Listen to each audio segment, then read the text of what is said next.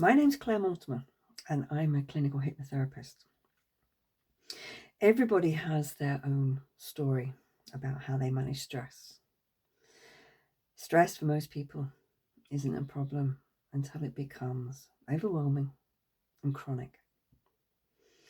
I know what it's like to live through chronic stress, to have the issues of gastric upsets, weight loss, mind fog, anxiety, spiraling out. I used to be an A&E sister, a nurse practitioner, and I loved my job. I really loved my job until I moved to an inner London hospital. And we were short of staff, and we lost one too many patients. I burnt out. I ended up with PTSD. So I quit my job. I struggled. I did struggle. I struggled with the feelings of guilt, the feelings of shame, the feelings of not being able to have done enough, and also the shame of not being able to keep up with the job. A job I loved, a job that I trained very hard. I'd gone to university, I had a degree. I was an autonomous practitioner and a trauma specialist, and I'd spent years to get where I had. And I walked away. I walked away with a lot of mental health issues, a lot of baggage. And I got really depressed, especially during COVID. I tried CBT. My GP put me on antidepressants and made me feel like a zombie.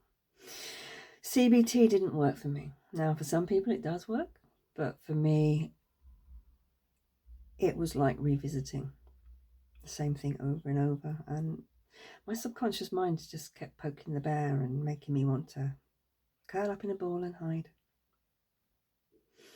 So, how did I find my way to here?